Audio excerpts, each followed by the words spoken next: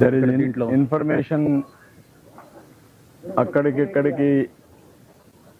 Spread అయిందా, అన్ని దిక్కల్లో ఇస్తున్నారు, ఇక్కడ ఇవ్వలేదని అయి ఉంటుంది కదా. అన్ని సిటీలోనే పక్కన ఇస్తా ఉంటే అక్కడ ఇస్తున్నారు, ఇక్కడ ఇవ్వలేదని ఫోన్లు కూడా చెప్పుకుంటారు కదా. సెంటర్స్ కాకుండా ఎట్లా ఉంటుంది, పక్కనే అంటే టికెట్లు ఇచ్చింది 8 o'clock. టికెట్ స్టార్ట్ చేసింది 9 o'clock.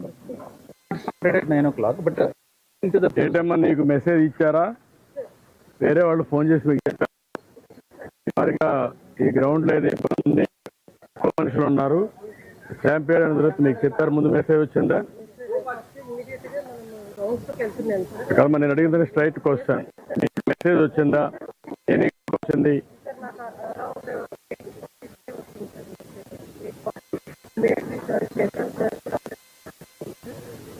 ఇన్సిడెంట్ జరిగినాక జరగకపోతే మీకు ఒక మెసేజ్ వచ్చిందని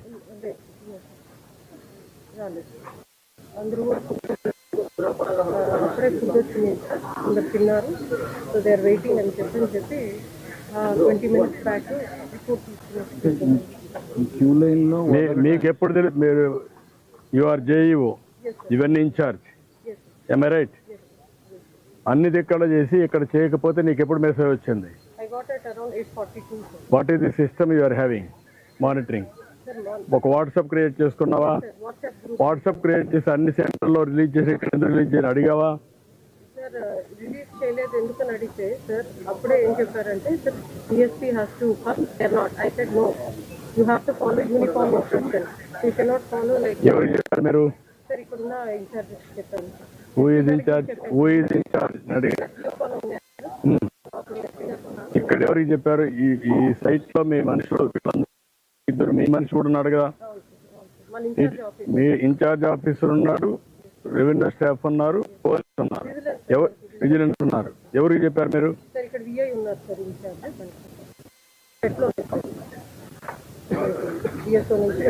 మీరు ఒక వాట్సాప్ గానే అవన్నీ క్రియేట్ చేసుకోవాలి చేసండి. మెసేజ్ పెట్టారా?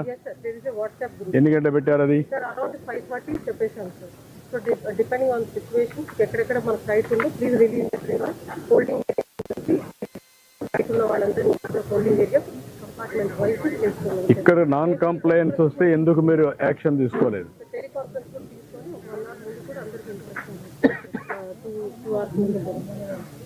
1 hour ముందు కూడా అందరికీ టూ అవర్స్ లో ఉన్న వాళ్ళందరికీ ఇచ్చేసారు సార్. 2 hours పట్టింది, ఓన్లీ 2 hours పట్టింది. అంటే ముందు చేస్తున్నా ఈజీగా అయిపోయింది. అది కాదు, టికెట్లు ఇవ్వడం కాదు, టికెట్లు 9 o'clock స్టార్ట్ అయ్యింది. ఇష్యూ ఈజ్ క్యూలోకి తీసుకోవడం. క్యూ అంతా మీకు 2 hours లో అయిపోయింది అన్న, 11 కల్లా అయిపోయి maximum member taken the tickets tokens what ever you call. Morning 10 o'clock అయ్యింది టికెట్స్ అయింది, 10 o'clock అయిపోయాయి. ఇవాళ 12 hours, more than 12 hours, 14 hours పడుతుంది టికెట్స్. ఇక్కడ క్యూలోకి పెట్టేసి అక్కడ రిలీజ్ చేసేస్తుంటే బాగుండేది, క్యూలోకి వచ్చేసేవారు కంఫర్టబుల్గా ఉండేది. అది డిలే అవడం, అందులో ఒకసారి వదలటం అనేది క్యూలోకి ఇవ్వడం అనేది ఇష్యూ కాదు. బట్ కంట్రోల్డ్గా ఎక్కడైనా సరే అలా వదిలేస్తే కంట్రోల్డ్గా స్టాంపీడ్ అవుతుంది. బట్ కంట్రోల్గా ఉండాలి, కంట్రోల్గా చేయలేదు, అది ప్రాబ్లం. సఫిషియంట్ పోలీస్ ఫోర్స్ ఉంది, 2 సిఐలు ఉన్నారు, 5 ఎస్ఐలు ఉన్నారు, 4 మంది.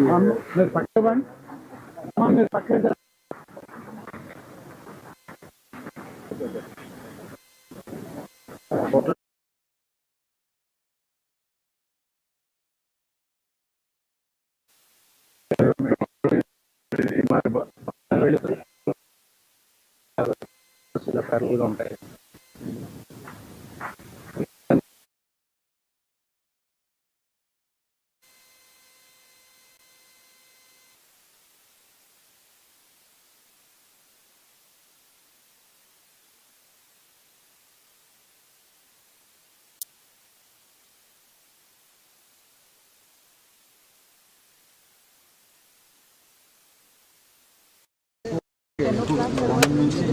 మార్నింగ్ నుంచి పార్క్లో చాలా ఉంటుంది, పార్క్లో కూర్చోడానికి ఎండగా ఉండలేదు, అక్కడ కూర్చోడానికి. సరే అక్కడ కంట్రోల్ చేసుకుందామని అక్కడ కూర్చోడానికి ఎల్లో చేసాము. ఒరిజినల్గా అది ప్లాన్ కాదు కానీ బట్ సఫిషియెంట్గా ఉంది. అది 3000 టైం ఉంది.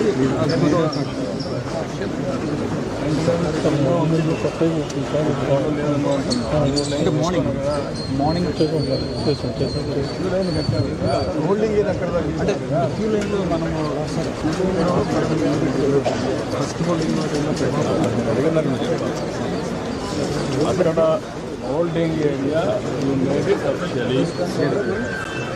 మొత్తం చేశారు. హోల్డింగ్ ఏరియా ఇంతకుముందు లేదనేది ఇప్పుడు ఇంపార్టెంట్. లేనప్పుడు ఎందుకు ఇవ్వాలి?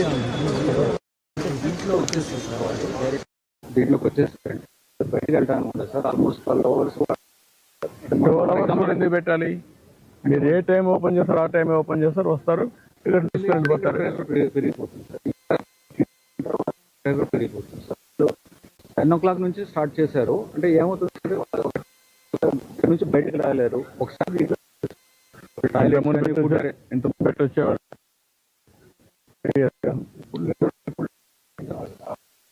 ఇది టౌన్ అయ్యా.